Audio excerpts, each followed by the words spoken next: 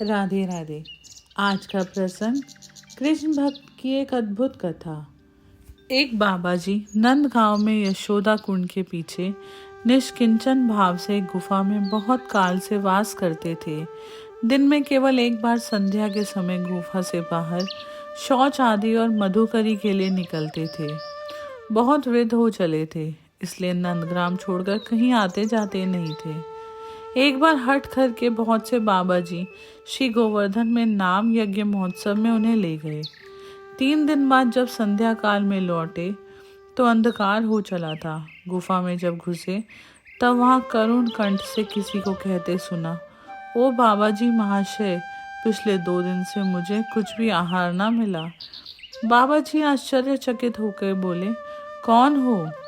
उत्तर मिला, आप जिस कुकर को प्रतिदिन एक टुक मधुकरी का देते थे, मैं वही हूँ। बाबा जी अब प्राकृत धाम के अद्भुत अनुभव से विस्मित हो बोले, आप कृपा करके अपने स्वरूप का परिचय दीजिए। वह कुकर कहने लगा, बाबा, मैं बड़ा दुर्भागा जीव हूँ। पूर्व जन्म में मैं इसी नंदेश्वर मंदिर का पुजारी था। एक दिन एक बड़ा लड्डू भोग में निमित्त आया। मैंने लोभवश उसका भोग ना लगाया और स्वयं खा लिया। उस अपराध के कारण मुझे यह भूत योनि मिली है। आप निष्किंचन वैष्णव हैं। आपकी उच्च दृष्टि मधुकरी का टूक खाकर मेरी उद्गति होगी। इस लोभ से नित्य प्रति आपके यहाँ आता हूँ। तब परस्पर यहाँ वार्ता हुई। बाबा बोले, आप प्राकृत धाम के भूत हैं। आपको तो निश्चय ही श्री युगल किशोर के दर्शन होते होंगे, उनकी लीलादि प्रत्यक्ष देखते होंगे। भूत बोला, दर्शन तो होते हैं, लीला भी देखता हूँ, लेकिन जिस प्रकार उसका आप आस्वादन करते हैं, मुझे इस देह में आस्वादन नहीं होता, क्योंकि इसमें वह योग्यता ही नहीं है। बाबा ने कहा, तब तो मुझे भी एक बार दर्शन करा दो। भूत ने कहा, यह मेरे अधिकार के बाहर की बात है बाबा। तो बाबा ने जवाब दिया, अच्छा, कोई युक्ति ही बता दो जिससे मुझे दर्शन हो जाए। तो भूत बोला, हाँ, ये मैं बता सकता हूँ। कल शाम के समय यशोदा कुंड पर पहुँच जाना। संध्या समय जब ग्वाल बाल गोष्ठ में वन से गायें फेर कर लाएंगे तो इन ग्वाल बालों के पीछे जो बालक होगा वही श्री कृष्ण है। इतना बताकर वह कुकर रूपी भूत अंतहित हो गया। अब क्या था, उन्मत्त की तरह बाबा इधर उधर फिरने लगे। वक्त काटना मुश्किल हो गया था।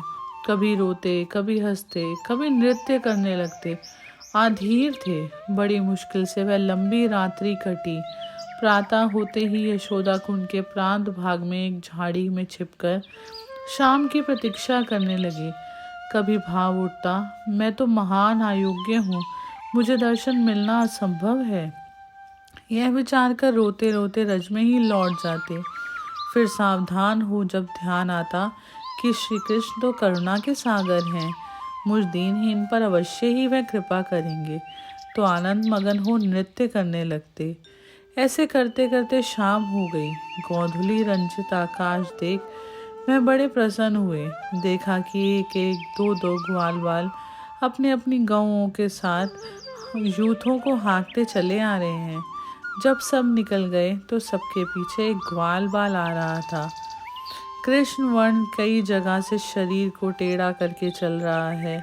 इन्होंने मन में जान लिया यही है। जल्दी से बाहर निकल आए, उनको सादर दंडवत प्रणाम करा, उनके चरण वंदित करे और पकड़ लिया और परस्पर वार्ता शुरू हुई।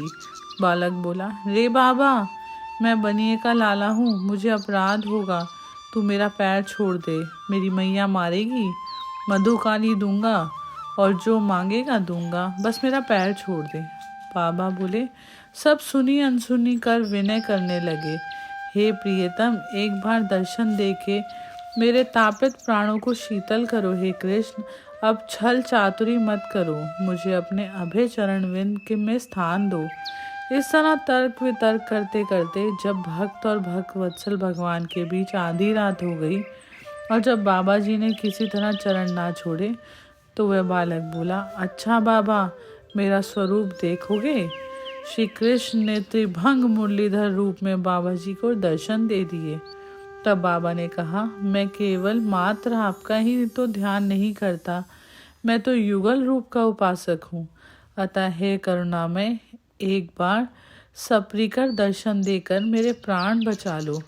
तब श्री श्याम सुंदर, श्री राधिका जी और सखी गण परिकर के संग यमुना पुलीन पर अलौकिक प्रकाश करते प्रकट हो गए। बाबा जी के नयन मन सार्थक करते उस रूप माधुरी में डूब गए। उनकी चिर दिन की पोषित वांछा पूर्ण हो गई। 3-4 दिन के पश्चात ही बाबा प्रकट हो गए। जय जय श्री राधे।